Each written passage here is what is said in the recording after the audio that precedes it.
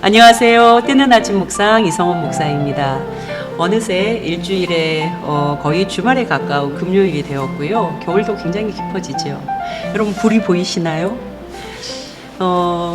불만 보면 이 겨울이 뭔지 모르게 따뜻한 그런 온기로 채워지는 것 같아요. 제가 그래서 여러분들께 온기를 좀 전해드리려고 이 불을 보여드리고 있습니다. 불멍이라고 하더라고요.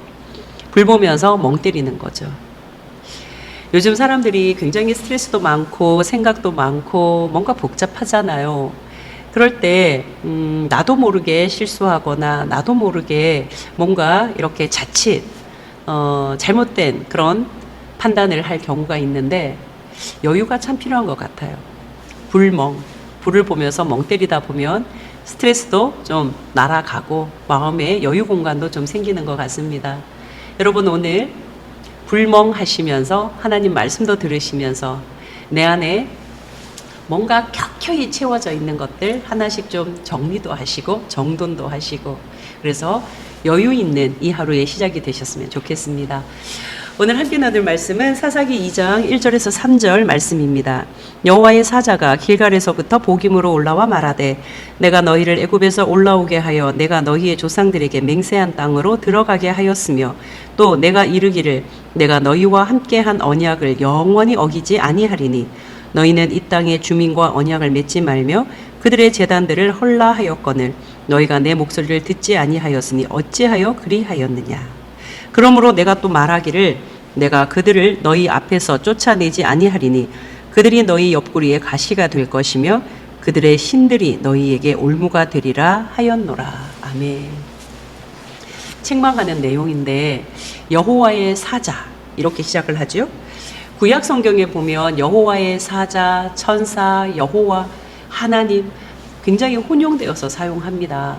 근데 따져 묻기보다 그냥 이렇게 하나님을 어느 날은 여호와의 사자, 천사 혹은 또 하나님 이렇게 좀 번갈아 가면서 섞어가면서 쓰고 있다 이렇게 생각하시면 편하실 것 같아요.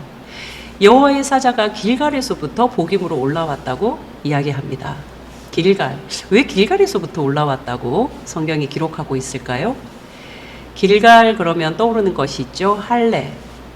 출애굽한 공동체가 이제 하나님의 백성으로 언약의 백성으로 다시 거듭날 때 하나님이 행하신 첫 번째 몸의 사인, 이 육체의 사인이 무엇이었냐면 할례입니다.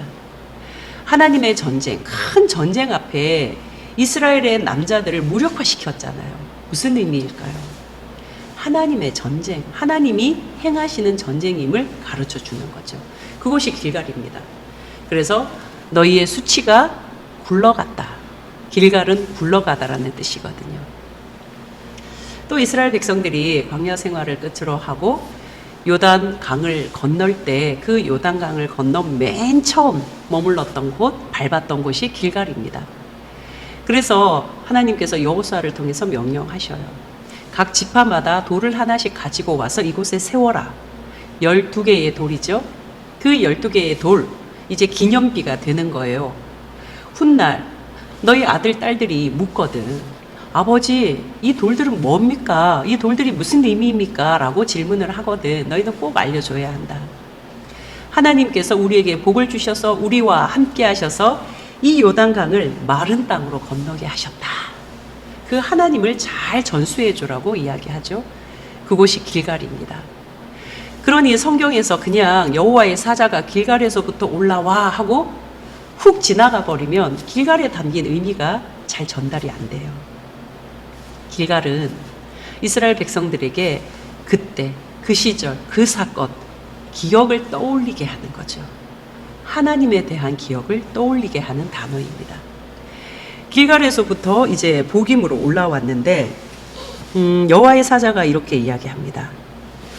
너희와 함께 하겠다고 영원한 언약을 맺었는데 그 언약을 맺으며 하나님께서 명령한 것이 무엇이었느냐? 이 땅의 주민들과 언약을 맺지 말라고 하지 않았느냐? 이 땅에 주민들이 세워놓은 그 제단을 헐라고 하지 않았느냐? 그런데 왜 너희는 내 목소리를 듣지 않느냐? 무슨 말입니까? 가나안 사람들과 언약을 맺었다는 말이죠. 가나안이 섬기고 있는 그 우상들을 제단을 헐지 않았으니까 함께 섬겼다는 이야기죠. 그러니 이스라엘 백성들은 가나안적인 것을 쫓아내고 진멸시키고 내 속에서 거두어내는 것이 아니라 동화되어서 살아갔다는 의미입니다. 제가 어제도 말씀드렸잖아요. 가나안적인 것들, 결국 하나님과 반대로 하나님과 위배되는 것들. 그러니 하나님은 결국 너희가 가나안의 그 수준 높고 세련되고 뭔가 향수 냄새 나는 그런 것에 매혹되기 시작하면 결국 너희는 하나님을 버리게 된다. 그래서 가나안적인 것 다 쫓아내라고 했는데 이스라엘 백성들이 어떻게 했다고요? 쫓아내지 않았습니다. 동화되어 살아갔고요. 그것은 결국 여호와의 목소리조차 청종하지 않는, 듣기 싫어하는, 귀를 닫아버리는 그런 결과로 오게 됐다는 것이죠. 여러분, 우리에게 많은 메시지가 전해지지 않습니까? 세상적인 것 화려하죠. 매력적이죠. 매혹적입니다. 세상적으로 잘 나가는 것, 세상적으로 좀 그럴싸한 것, 세상적으로 좀 전문스러운 것, 세상적으로 퀄리티 있는 것, 세상적으로 대접받는 것, 세상적으로 좋은 위치에 이르는 것, 한마디로 성공신화. 이 황금 만능 시대에 황금 만능적인 삶을 살아가는 것, 굉장히 우리의 가슴을 뛰게 하고 또 폼나게 하고 윤택하게 하는 것처럼 보입니다. 나는 언제까지 이렇게 힘들게 살아야 돼? 나는 언제까지 이렇게 좀 구질구질하게 살아야 돼? 나는 언제까지 이렇게 뭔가 이렇게 대접받으면서 사는 것이 아니라 누군가를 챙기면서 살아야 돼? 우린 누군가를 보면서 부러워할 때가 많잖아요. 그런데 하나님의 말씀을 잘 떠올려 보십시오. 그 언제라도 내가 일을 할 수 있음이 은혜입니다. 일할 수 있는 건강이 있다는 거잖아요.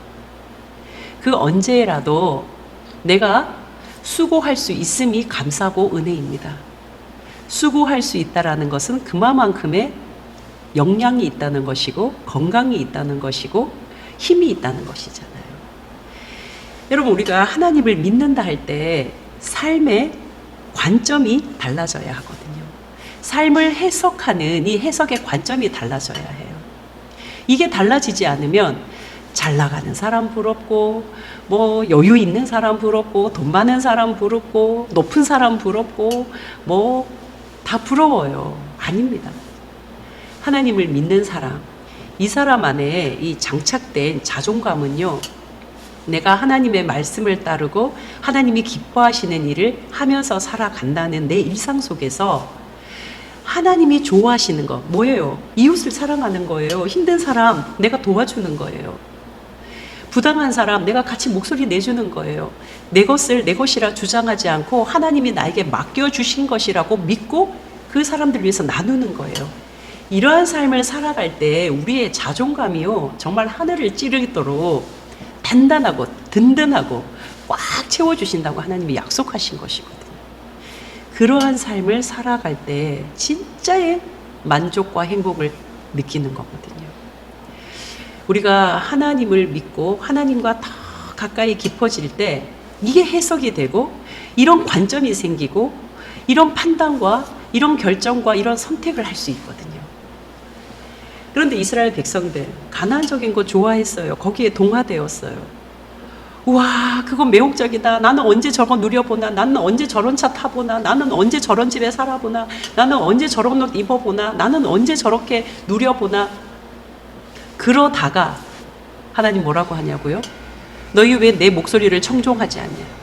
너희 왜 나를 따르지 않냐? 너희 왜 나를 등지고 살아가냐? 하나님의 책망이 이러잖아요. 자, 그러자 뭐라고 말씀하십니까? 이제 내가 그들을 너희 앞에서 쫓아내지 않겠다.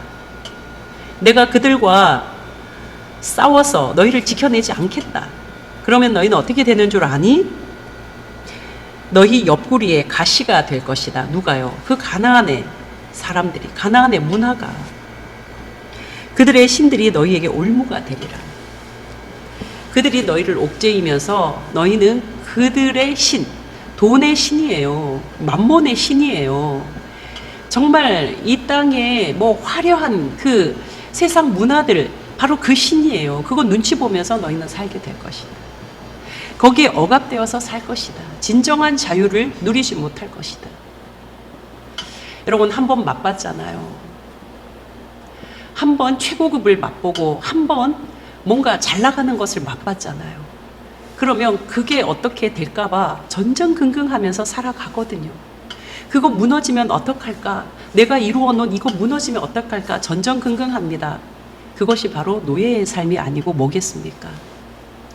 사랑하는 따아 가족 여러분, 하나님의 말씀은 우리에게 늘 전해주십니다.